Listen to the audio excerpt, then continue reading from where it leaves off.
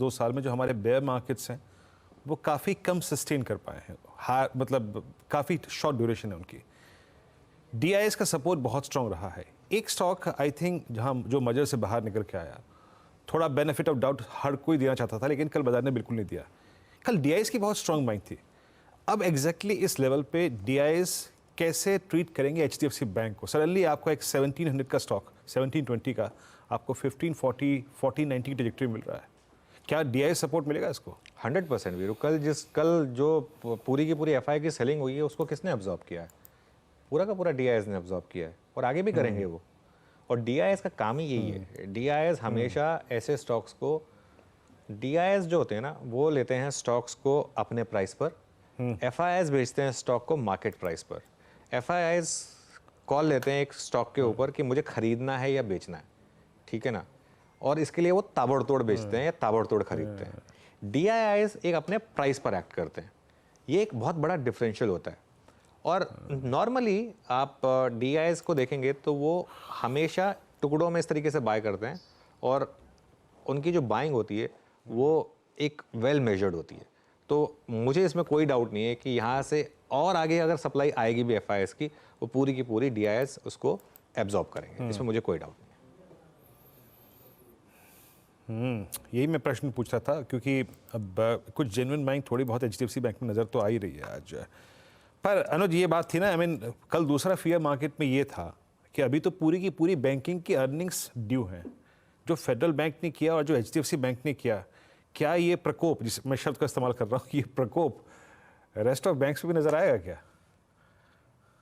ये तो मैंने कल भी कहा था और मैं अभी भी कह रहा हूँ कि एक ऐसा एनवायरनमेंट जहाँ एचडीएफसी बैंक के मार्जिन में श्रिंक आया हो, फेडरल बैंक के मार्जिन श्रिंक हुए हो, लॉजिकल नहीं है कि कोई और बैंक मार्जिन में एक्सपेंशन दिखा दे।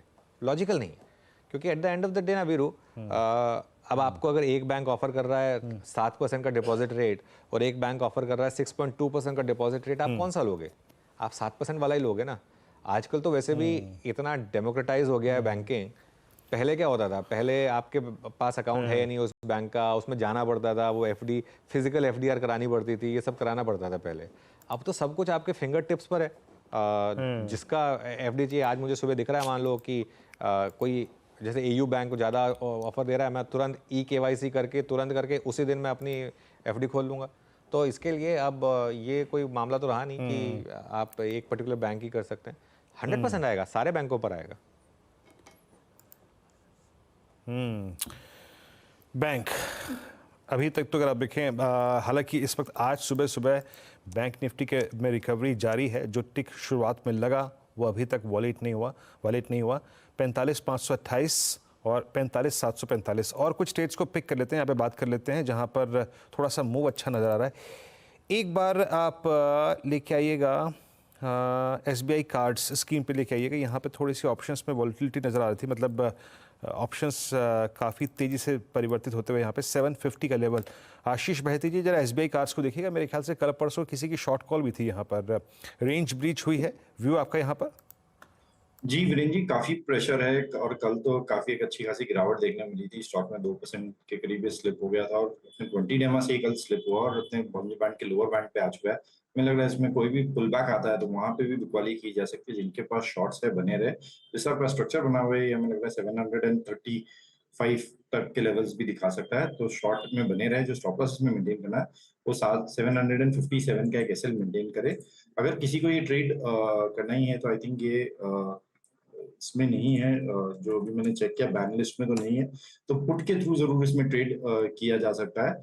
740 का जो पुट है उसमें खरीदारी की जा सकती है। 11 रुपए के करीब चल रहा है, तो इसमें स्टॉप लॉस लगाना है वो 8 रुपए का एसएल लगाना है। 17 रुपए तक के टारगेट्स के लिए इसमें पोजीशन बनाई जा सकती है।